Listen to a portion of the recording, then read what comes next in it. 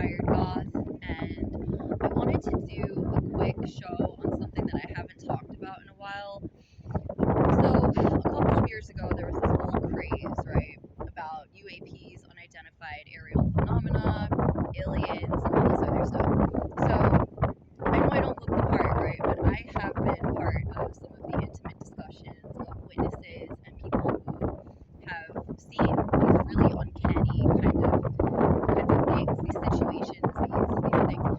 But what I feel like wasn't covered enough was stuff that was going on in the ocean, right? A lot of people reported things happening in the sky. They were talking about aircrafts and hovering devices, hovering mechanisms, technology that was aircraft was responsible for visitation and all this kind of stuff, right? What no one really spoke about was what could be happening underwater, under sea levels, closer to the bottom of the ocean, and what it is that could be there. And I said in a video on TikTok a little while ago that there's really nothing stopping us from understanding that the firmament that was positioned in the Bible as like the separation between parts of the world as it was known at the time as the sea that God created to actually float, right? And what we don't discuss is that the Bible actually pretty succinctly discussed that the separation of what was already there, or what presided, like in law or something like that, or something like a vintage dryer float, was actually something that was housing a lot of right? Like the stuff that we consider to be like separated from the kingdom of heaven, right? So by this token and explanation, it could be like theorized that the land that we're living on is a type of heaven. It's a type of throne that represents the goodness and grace of what is good heaven, a created state of management on earth. And it also kind of explains why in the Old Testament, things like shellfish, shrimp, crab, lobster, things that lived closest to the bottom of the seafloor as the seafloor would be seen when it stormed or pulled from, lived there and were considered dirt right? Or considered like unclean to them. Eventually, the second coming of God on this earth, which was, not just the presence of Him and the miracles that He showed us, and the angels, but actually His Son, right? Jesus Christ, who I believe in.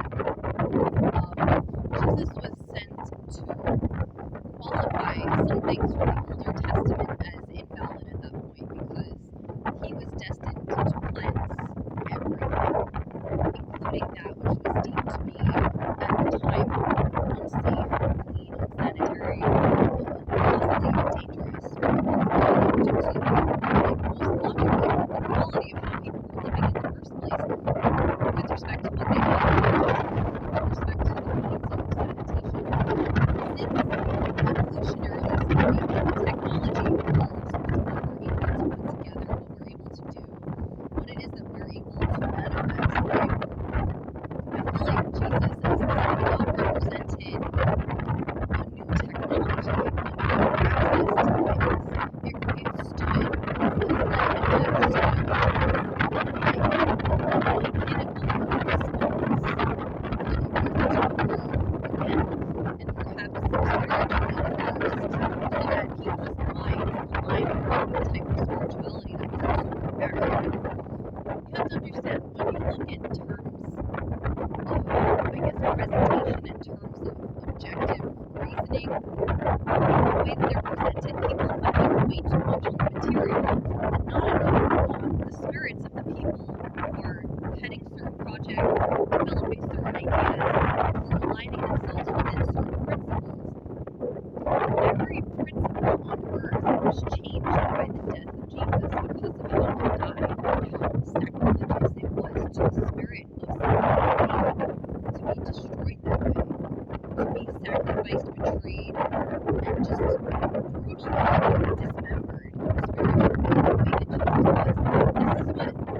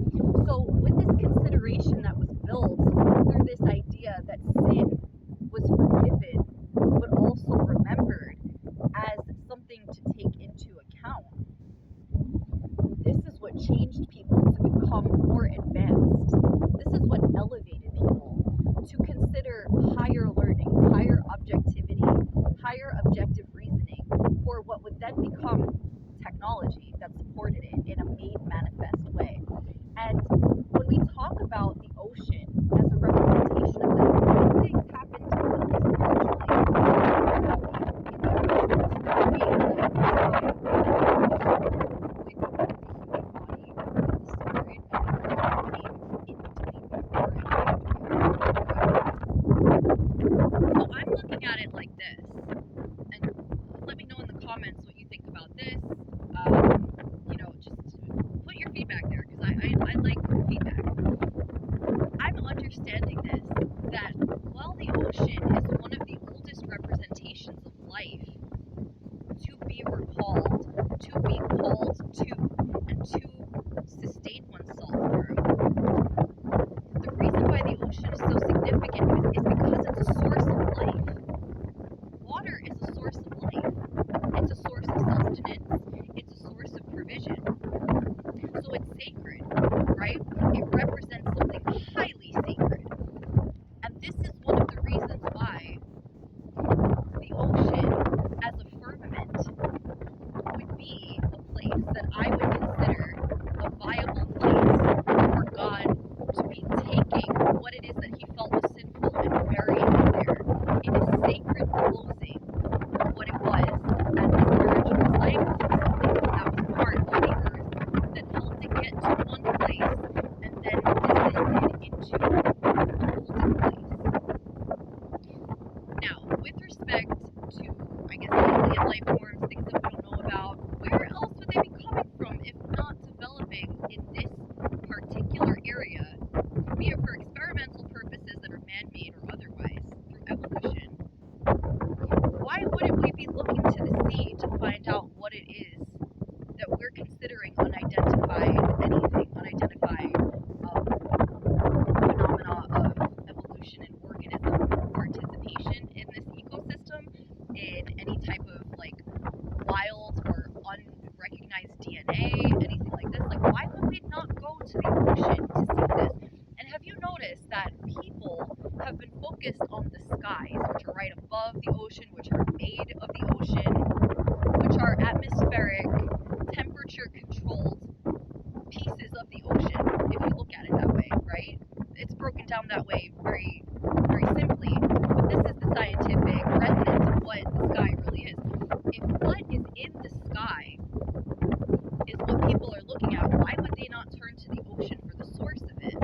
They're not going to be turning to the ocean perhaps for technology that supports these organisms, but how is it that this wasn't seen as a viable source of these details? Why is it that God is only now being recognized as that entity, that energy that would have been able to divide parts of the ocean as a hellmouth in order to seal it?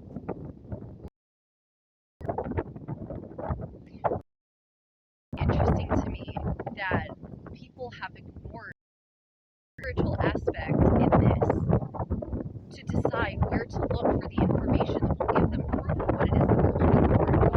And when you see all these newly discovered creatures, these sea creatures, these specimens, or whatever they would be referred to as, how is it not seen as a possible development in alien technology to have new life always being seen, but usually in the ocean, right? This is where it's found.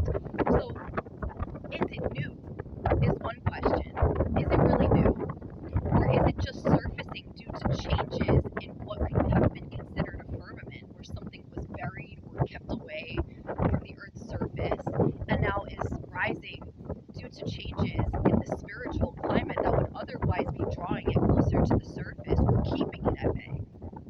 It's a very interesting thing that we want to discuss within this topic, because everyone's been looking to the skies, but the skies are a portion of the sea. And I just want to leave you with that, because that is actually what we should be looking for if we're seeking the difference between hell and heaven on earth. I love you guys. If you like my content, check out my descriptions in my videos. There is a description for all of the stuff that I have to support my brand. I have a merch store.